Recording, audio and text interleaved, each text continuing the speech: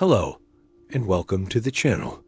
Here you'll dive into intense stories of psychological suspense, survival, and dark secrets, narratives that will keep you hooked until the very last second. If you love deep mysteries, strong characters, and breathtaking twists, don't forget to hit like and subscribe to the channel. Turn on the notification bell so you never miss an episode, and share it with anyone who loves a good, emotional story. Ready? Take a deep breath, because today's story starts now.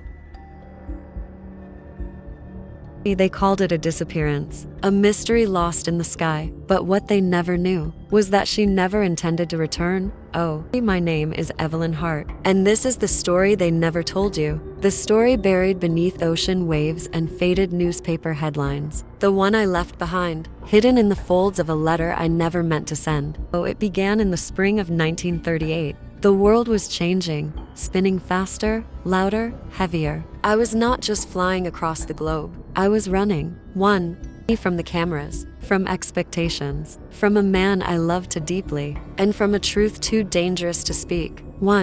Everyone wanted me to be a symbol, the fearless woman, the aviator. But symbols don't cry at night. Symbols don't fall in love with someone they shouldn't. Oh, his name was Samuel Reed, a war photographer with hands that shook only when he touched me. We met in Casablanca, and for 5 days, the world stood still. The sun in Casablanca was cruel and beautiful, casting shadows that whispered secrets no one dared repeat. It was there, in a corner cafe filled with smoke and foreign languages, that I first saw him, Samuel, with a camera around his neck and eyes that had seen too much of war to believe in peace, but still looked at me like I was the first thing that ever made sense. He didn't ask about the newspapers.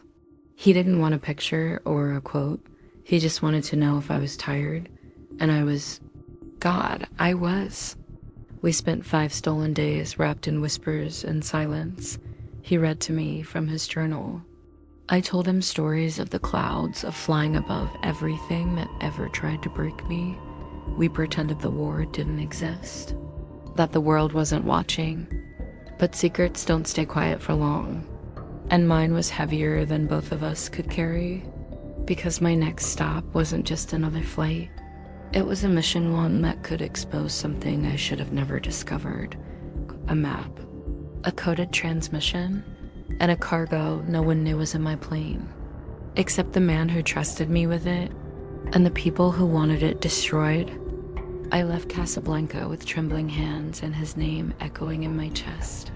Samuel stood by the tarmac, watching as the engines roared to life. He didn't wave. He just mouthed the words, "Come back to me." But I knew I wouldn't. I couldn't. Not with what I was carrying, not with whom I'd be following. I was supposed to make contact over the Pacific, drop coordinates, deliver the item, and return with a story that would never be told. But on the 3rd night of flight, the radio went silent. Not broken, not jammed, just silent, as if the sky itself had swallowed every sound. Then came the storm. It wasn't marked on any map.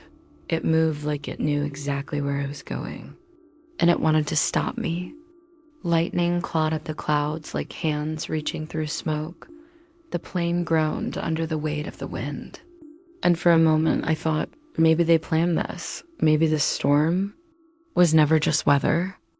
The storm broke something, not just the navigation, not just the wing. It broke time. Because when I opened my eyes, the world around me didn't feel real.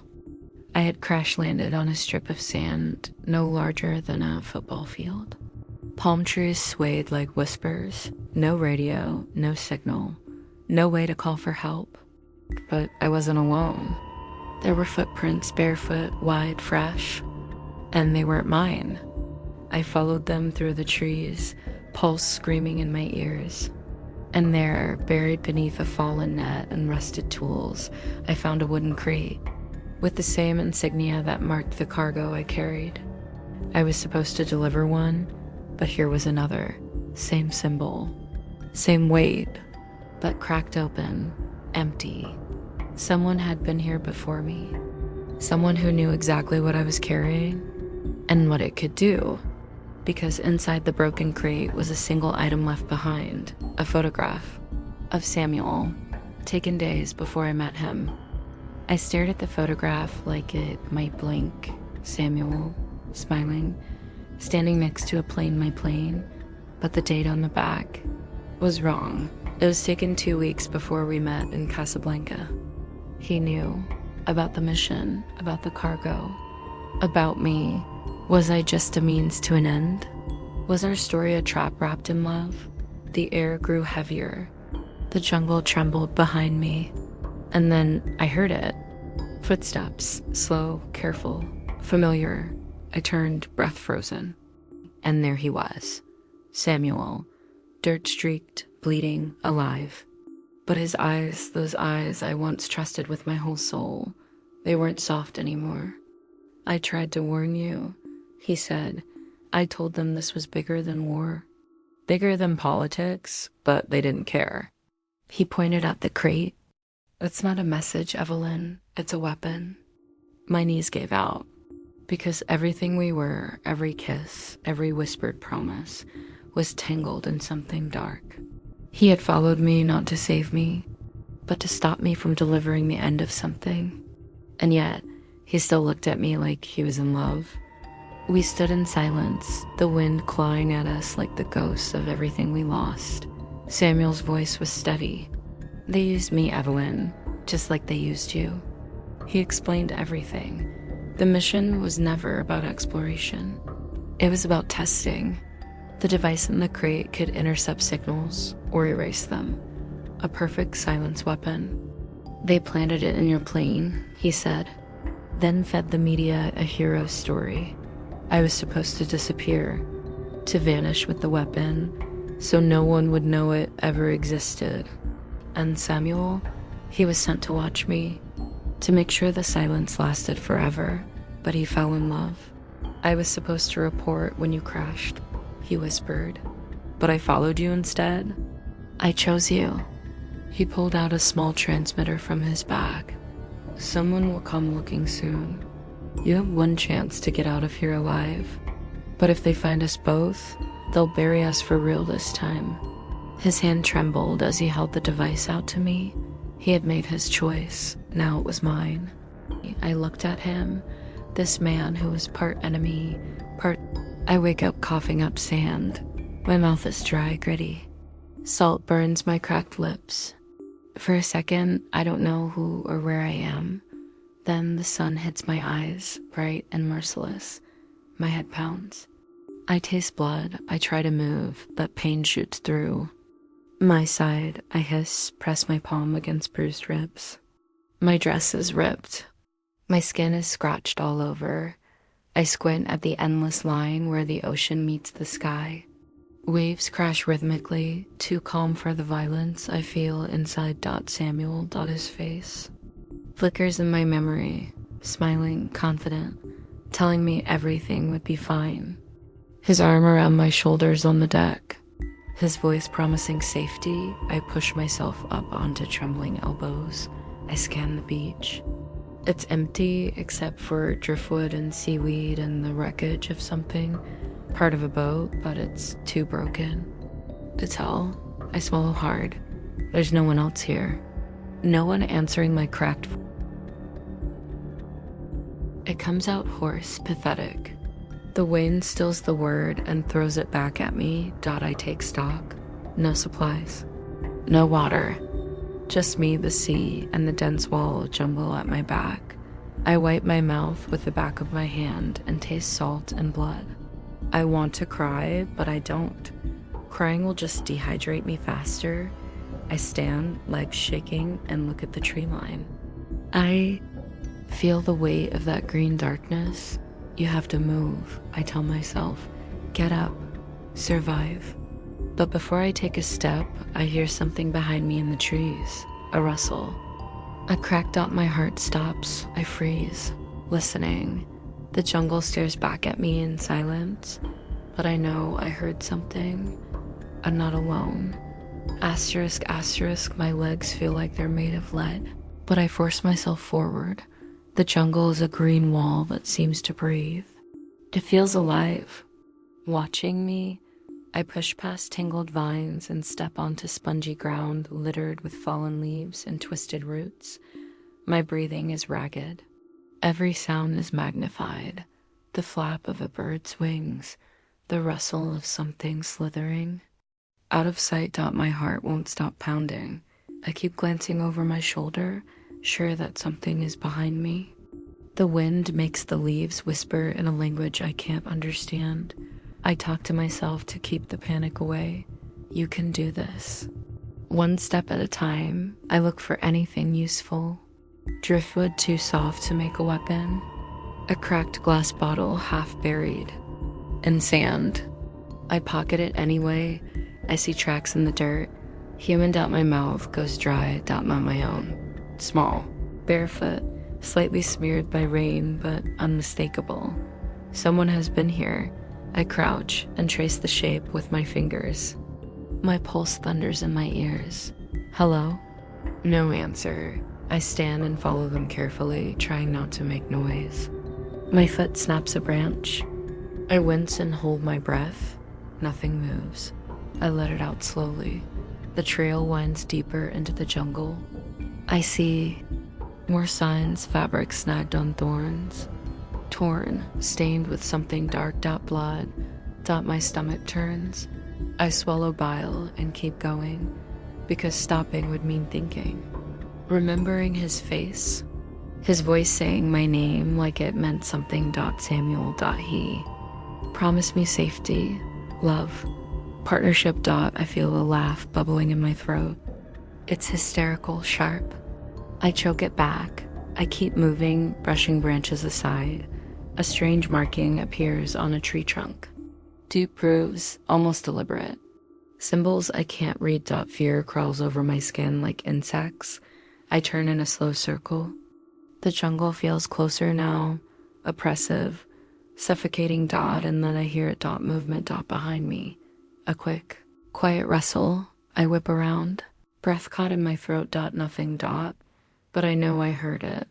I'm not alone on this island. Asterisk. I force myself to keep moving, even though every instinct screams at me to run back to the beach and curl up in the sand. But there's nothing for me there. I'm thirsty. My tongue feels like dry leather. My lips sting. I wipe sweat from my eyes with a torn sleeve. The jungle is a maze. Roots grab at my ankles. Thorny vines claw my arms, but I keep going because there are tracks. Fresh ones, not mine. Not animals. Human. And if there's another person here, maybe they know something. Maybe they have water. Maybe they can help me, or maybe they're the reason I'm here. That thought is a cold blade against my spine. I stop and listen. Silence. No wind. No birds. My heart slams in my chest. Unaware of every sound I make. The crunch of leaves. The creak of damp wood underfoot. I'm not good at being quiet. Never was. Samuel used to laugh at that. He said I was hopeless at sneaking up on anyone. You're too honest, he'd tease. It's one of the things I love about you. The memory makes me want to scream. Instead, I swallow it down. See something ahead. Fabric. Hanging from a branch. I hurry forward and snatch it down. It's a piece of a dress, torn, frayed. Brown stains dried into the cloth. I press it to my nose. It smells metallic. Blood. I shudder and drop it. My fingers tremble. There's something wrong with this place. It feels like a graveyard. I keep walking. Slower now, eyes darting to every shadow. The tracks split, 2 sets, one barefoot, one with boots. I don't know which to follow. A branch snaps. Behind me. I spin so fast I nearly fall. Nothing. But I know I heard it. I'm being watched. Hunted. My mouth is dry as ash. I take a step backward. Hand tightening around the shard of glass in my pocket. Asterisk. Come on, I whisper. Show yourself. Silence. But I know they're out there. Watching me. Waiting. Asterisk. I didn't sleep. Not really. Asterisk. I curled up against the roots of a huge tree, knees to my chest, glass shard in my fist. Every sound jolted me awake. The jungle doesn't sleep. It whispers, moans, laughs. At one point, I swear I heard him. Samuel. His voice, soft, teasing. Come on, Evie, don't be stubborn. I squeezed my eyes shut so tight it hurt. It's going to be all right. I promise. Shut up, I whispered. The wind picked up, making the branches sway and creak like old bones. I love you. Don't you believe me? I clamped my hands over my ears. Shut up, my voice cracked. I sounded unhinged. I rocked myself back and forth, feeling the tremor in my limbs. I'm not listening, but the voice was in my head. No wind or jungle or trick of the dark make it stop. You can trust me. I'd never hurt you. A sob ripped out of my throat. Liar, I spat. I dug my fingers into the dirt so hard they bled. Evia, stop it. Asterisk, I was shaking, hyperventilating. I tasted bile. My eyes burned with tears I refused to let fall. You can't cry. You can't afford it. I forced myself to focus. The smell of rotting vegetation, the damp cold seeping into my bones. The stars overhead, blinking through the canopy. I wasn't in Casablanca. I wasn't on the boat. I was here, asterisk, on this godforsaken island. And I wasn't alone, because I heard something else. Two real voices. Faint, frantic, a woman's voice. High and breathless. No, please. Another voice, deep, coaxing, calm. Too calm. Shh, don't fight me. It's all right. My blood ran cold. I pressed myself deeper against the tree. Heart slamming. That voice. Samuel. Asterisk. I covered my mouth with my hand, trying not to scream. He was here. He wasn't dead. And he had someone else. I spent the night shaking so badly I thought my bones would crack. When dawn broke, pale and cold, I forced myself to stand. My whole body ached, but I couldn't sit there and wait to die. I wiped my face with my sleeve and looked around. Get up, I told myself. Move. I picked a direction away from the beach, deeper into the jungle. Every step was a battle. My stomach cramped with hunger.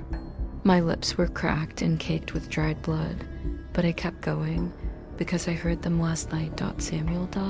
And someone else. Another woman. I tried not to think about what he was doing to her.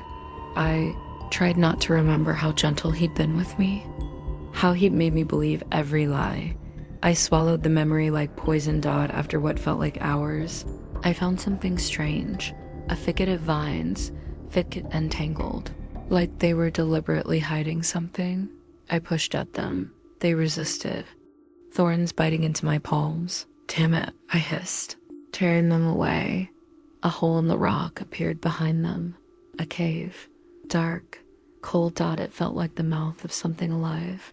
I stood there, heart hammering. Don't go in, a voice in my head pleaded. Don't you dare. But I had to. I ducked inside. Immediately the air changed. Heavy, wet, smelling of rot and old earth. My foot slipped on damp stone. I caught myself on the wall. That's when I saw it. Marks on the rock. Not natural. Carvings. Names. So many names. Some scratched deep, over and over, like the person wanted to carve them into eternity. Others shallow, hurried, almost illegible. Jessica, I whispered, running my fingers over the letters. Maria, Layla. There were dozens phrases too. He lies. Help me. I'm sorry. I loved him. My vision blurred. I wiped at my eyes angrily. No, don't you dare cry. But I couldn't stop it. The walls felt like they were closing in. So many voices. So much fear and pain carved into the rock. And then I saw something else. A crude drawing. A man's face. Smiling. Samuel. Someone had carved his face here. The eyes gouged out. I stumbled back. No. I whispered that my breath caught in my throat. He brought them here. He left them here. He planned this. The realization made me want to vomit. I covered my mouth with my hand. That's when I heard it. A voice. Behind me, female, hoarse, rough from screaming or crying. You shouldn't have come here. I spun around, heart in my throat. There, in the gloom, stood a woman. Her hair was matted. Her eyes were sunken, wild. Her clothes hung off her like rags, but her stare was sharp. Alive, she didn't look surprised. She looked furious. Asterisk, asterisk. She stared at me like she wanted to kill me. I froze up. My breath came in shallow, ragged gasps. The cave was so small suddenly. So dark. She took a step closer. Who are you? Her voice cracked. It sounded like she hadn't spoken in days. I tried to swallow, but my mouth was dry as dust. My name's Evelyn. Evelyn. She rolled it around like it was poison. You're one of his, aren't you? I blinked. What? No, I don't know what you mean. She laughed, a sound like breaking glass. Don't lie to me. I can smell him on you. My stomach twisted. I shook my head hard. No, I don't. I'm not with him. You were. She pointed a shaking finger at me. You fell for it, just like I did. I felt my legs wobble. I backed up until I hit the cold rock. I couldn't look away from her eyes. They were feverish, haunted. He brought you here, didn't he? I clenched my fist, stopped. My voice broke. He said, it was an accident, that he'd keep me safe.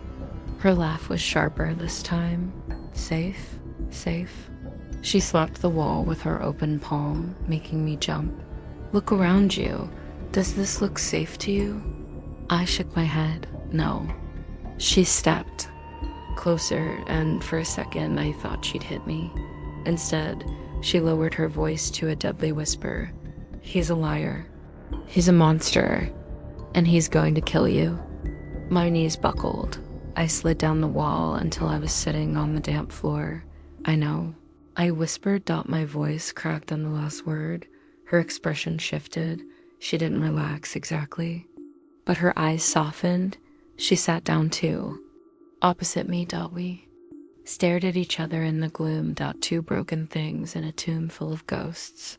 What's your name? I asked, voice small. She was quiet for a long moment. Clara. It felt like an admission. Like a surrender. I hugged my knees to my chest. Clara. I repeated. It felt like something real in this nightmare. She sighed. You shouldn't have come here. I didn't have a choice. She laughed again, but this time it was wet with tears she refused to let fall. None of us did. I felt something break inside me. We sat there, listening to the wind howl.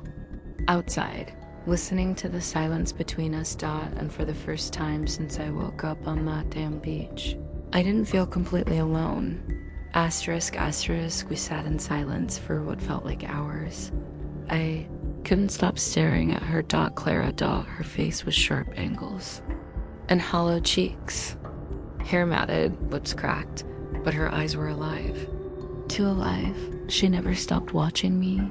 How long have you been here? I asked finally. She snorted. Long enough. That wasn't an answer. I swallowed. Please, I need to know. Her gaze flickered. Months, maybe a year. I stopped counting. My stomach lurched. A year. Time doesn't work here the way it should. You forget days. You forget who you are. I felt my throat tighten. I don't want to forget. She huffed a laugh. You will. If he lets you live that long. I closed my eyes.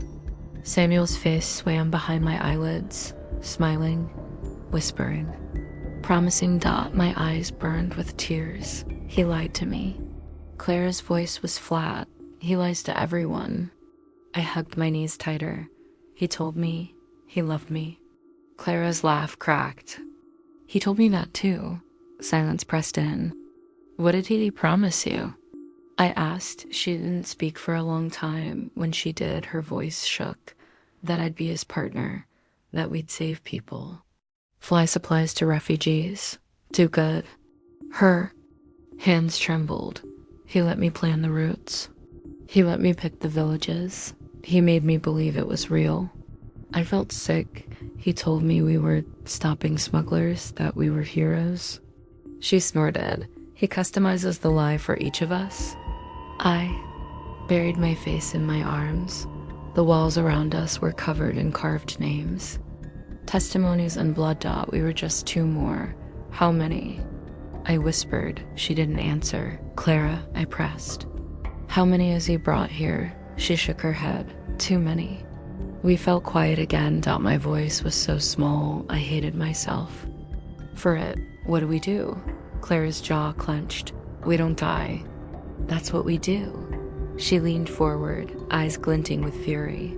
We make him pay, or we make sure he can't do this again. My pulse picked up a plan, a tiny spark of hope. I lifted my head. Together? She searched my face like she was reading my soul. Together. We didn't shake on it. We didn't need to, because in that moment, surrounded by the ghosts of his other victims, we forged a blood pact in silence. We were going to survive. We were going to stop him. Asterisk, asterisk. We sat by the cave entrance as the gray light of dawn tried to chase away the nightmare. Dot, it didn't work. Nothing about this place felt alive in the right way. I watched Clara stare at nothing, her fingers digging lines into the dirt. Dot, my voice cracked when I spoke. Tell me everything. She didn't move. No, Clara, please. Why? Because I need to know what I'm dealing with. Her eyes finally met mine. They were flat, dead. You're dealing with him. I swallowed. He lied to you? She barked a humorless laugh. He lied to all of us. I hugged my knees tighter. He said, he needed me, that no one else understood him, that I was special. Clara spat into the dirt. He's good at that. Making you think you're the only one. My breath hitched. I believed him. She didn't soften. So did I. We fell. Silent. I could hear the wind outside. The hush of waves far away. Dot, it felt like the whole island was listening. Did he hurt you? I whispered. Clara's eyes flickered. He didn't have to. Not at first. My stomach twisted. He made me fall in love with him, she said, voice shaking. He told me we were partners, that the world was broken and only we could fix it. She wiped her nose with the back of her dirty hand. He let me plan the missions. Pick the, cargo. Decide who we'd save. He made me feel smart, needed. I pressed my forehead to my knees. I remembered Samuel's hands on mine. The way he listened. The way he laughed at my jokes. I wanted to vomit. I thought he was the only good thing in my life. Clara snorted. He's very good at being the only thing. I lifted my head. My voice was raw. How did you end up here? Her expression hardened. We were flying out over the coast. Supposed to be a supply drop. He said there was a storm coming in and we'd need to land. Her jaw clenched. Except there was no storm. He faked the distress call. Ditched the plane in the water. I woke up on the beach like you did. She picked at the dirt. He told me it was temporary, that help would come, that he'd make sure I was safe. She shook her head, a bitter laugh tearing from her chest. He left me here, alone. I felt tears burn my eyes. I reached out slowly, hesitating. She didn't move away. I placed my hand on hers. She didn't grip it back, but she didn't shake it off either. We can't let him do this again, I whispered. Her eyes met mine. We won't. I nodded, feeling the spark in my chest turn into something steadier. Resolve.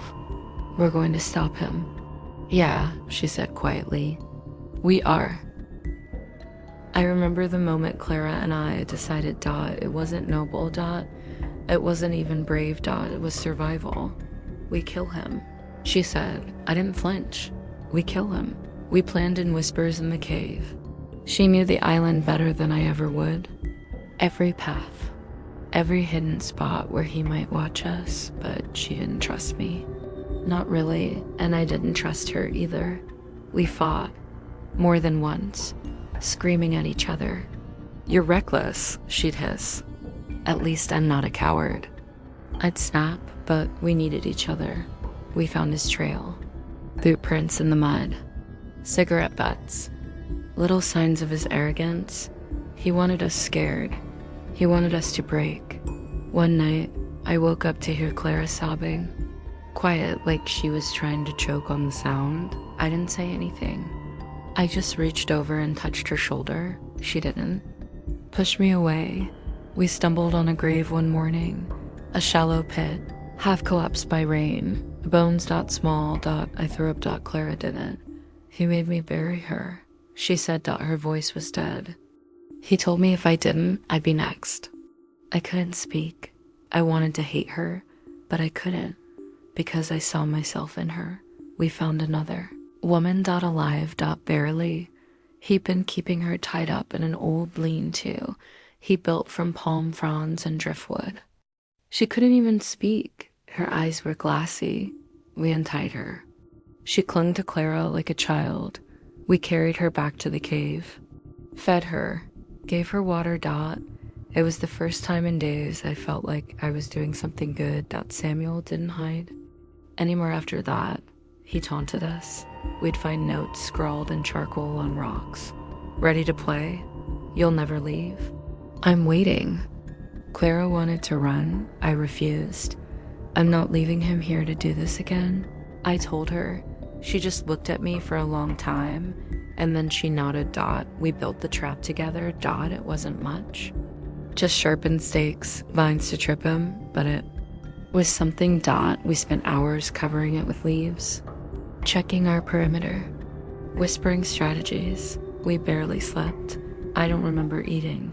All I remember is the fear that he'd catch us off guard, that he'd kill the girl we saved, that he'd kill us. When it happened, it was chaos. He didn't come quietly. He came yelling, laughing. "Evia, baby, come on out." I heard Clara hiss next to me. "Steady." My heart felt like it would explode. He walked right into the trap. The vine snapped. He fell, but he fought like an animal. We jumped on him. I screamed so loud my throat tore. He punched me. I saw stars. Clara smashed a rock over his head. He went limped up. We tied him up. He woke up cursing, laughing. "You think this changes anything?" He spat. I wiped blood from my mouth. "Shut up. You'll never get off this island. I'll watch you starve from here." Clara trembled. I saw her hand twitch toward the rock again. "Clara," I said quietly, "look at me." She met my eyes. "We're not like him," I whispered. She closed her eyes. We left him there. Tied. Bleeding. Alone. We took the girl. We found an old signal. Flare Samuel had hidden. I lit it with shaking hands. It felt like I was burning away part of myself. Remember the smoke billowing into the sky? I remember Clara standing beside me, arm around the girl's shoulders. I remember thinking maybe we'd make it. When the rescue boat came days later, I collapsed on the sand and cried. Ugly, gasping sobs. Clara didn't cry. She just held my hand. The girl wouldn't let go of either. Of us. They took us back to civilization. Hospitals, police, interviews, reporters. They wanted my story. They didn't know what they were asking for, but I gave it to them anyway. Every horrible detail, because I wasn't going to let him erase us. Testified. I named every woman I found carved into that cave. Every name was a promise. Remember you. You mattered. Clara. And I didn't stay close after. Too many shared ghosts, but I know she's out there. Living. Trying. Sometimes I wake up screaming. I still hear his voice, but I also hear hers. We don't die. That's what we do. I'm alive, and I'm not silent. Not anymore. Because he wanted us quiet. Forgotten. Erased. But I'm here. I survived, and I'm going to make sure they're never forgotten.